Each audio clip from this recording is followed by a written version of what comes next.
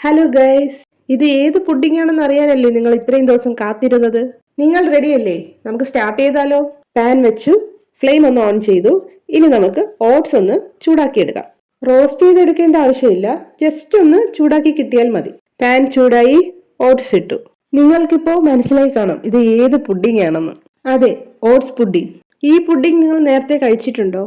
ഉണ്ടെങ്കിൽ എനിക്ക് കമന്റ് ചെയ്യണേ. ചൂടായി, ഇനി ഒന്ന് തണുത്ത ശേഷം നമുക്ക് ജാറിലേക്ക് മാറ്റാം. നല്ലതുപോലെ പൊടിച്ചു കിട്ടിയിട്ടുണ്ട്. ഇനി നമുക്ക് അടുത്ത സ്റ്റെപ്പിലേക്ക് പോകാം. ഫസ്റ്റ് നമുക്ക് പാലൊന്ന് തിളപ്പിച്ചെടുക്കാം. തിളച്ചു. ഇനി ഇതിലേക്ക് നമ്മൾ പൊടിച്ചു വെച്ചിരിക്കുന്ന ഓട്സ് ചേർത്ത് കൊടുക്കാം.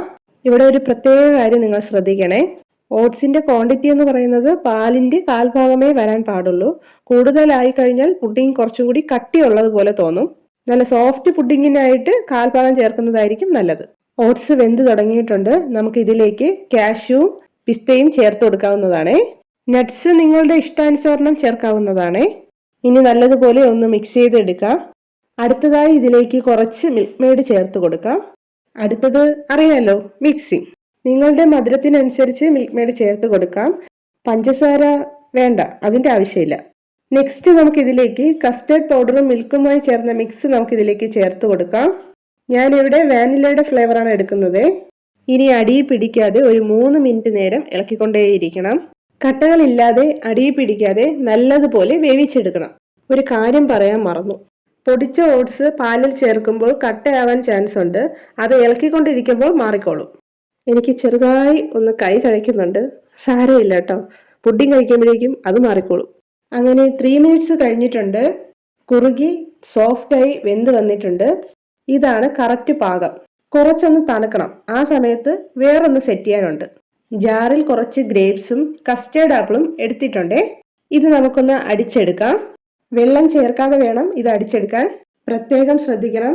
പുളിയില്ലാത്ത, കുരു ഇല്ലാത്ത മധുരമുള്ള ഗ്രേപ്സ് ആണ് ഞാനിവിടെ എടുത്തിരിക്കുന്നത്. കൂടെ മധുരമുള്ള ആനമുന്തിരിയും. ആനമുന്തിരി എന്നാണ് എനിക്കറിയാവുന്ന ഒരു പേര്. നിങ്ങൾക്ക് വേറെ പേര് അറിയാമെങ്കിൽ എനിക്കൊന്ന് കമന്റ് ചെയ്യണേ. ഇനി നമുക്ക് പ്ലേറ്റിംഗ് ചെയ്യാം. ഒരു ബൗളിൽ ഞാൻ ഫസ്റ്റ് ജ്യൂസാണ് ഒഴിച്ചു കൊടുക്കുന്നത്. ഇതുപോലെ സെറ്റ് ചെയ്ത ശേഷം നമുക്കൊരു 2 to 3 hours ഫ്രീസറിൽ വെക്കാം. ഫ്രീസറിൽ നിന്ന് എടുത്തു. തണുപ്പ് മാറിയ ശേഷം ഒരു പ്ലേറ്റിലേക്ക് മാറ്റാം. നിങ്ങൾക്ക് വേണമെങ്കിൽ ആദ്യമേ ജ്യൂസ് ഉണ്ടാക്കി ബൗളിൽ ഒഴിച്ച് ഫ്രീസറിൽ വെച്ച് ഒരു ലെയർ സെറ്റ് ചെയ്ത് എടുക്കാവുന്നതാണ്. അതിനുശേഷം ആഡ് ചെയ്ത് കൊടുത്താലും മതിയാകും. ഇങ്ങനെ ചെയ്തപ്പോൾ എനിക്ക് ഇഷ്ടപ്പെട്ടു. അടുത്തത് ബാക്കിയുള്ള ജ്യൂസ് ഇതിൻ്റെ മുകളിൽ കുറച്ച് ഒഴിച്ചു കൊടുക്കാം. ബാക്കിയുള്ള ജ്യൂസ് ഞാൻ മറ്റേ ബൗളിന്റെ അപ്പർ ലെയർ ആയിട്ട് സെറ്റ് ചെയ്ത് കൊടുത്തു. എന്നിട്ട് അത് ഫ്രീസറിൽ വെച്ചു. ഇനി ഇതിന്റെ മുകളിൽ കുറച്ച് നട്ട്സ് ചേർത്ത് കൊടുക്കാം. ഫൈനലി നമ്മുടെ ഓട്സ് പുഡിംഗ് റെഡി ആയിട്ടുണ്ട് ഗൈസ്. ഓവനും വേണ്ട, അധിക പരിശ്രമവും വേണ്ട, പക്ഷെ റിസൾട്ട് സൂപ്പറാണേ. ഈ ഹെൽത്തി പുഡിങ്ങിന്റെ ടേസ്റ്റ് പറയാൻ സാധിക്കില്ല, നിങ്ങൾ അറിയണം. ഈ പുഡിംഗ് നിങ്ങൾക്ക് ഇഷ്ടമായാൽ എനിക്ക് ലൈക്കും കമന്റും ചെയ്യണേ. ഇങ്ങനെയുള്ള എളുപ്പം റെസിപ്പികൾക്കായി എൻ്റെ ചാനൽ ഒന്ന് സബ്സ്ക്രൈബ് ചെയ്യാൻ മറക്കല്ലേ.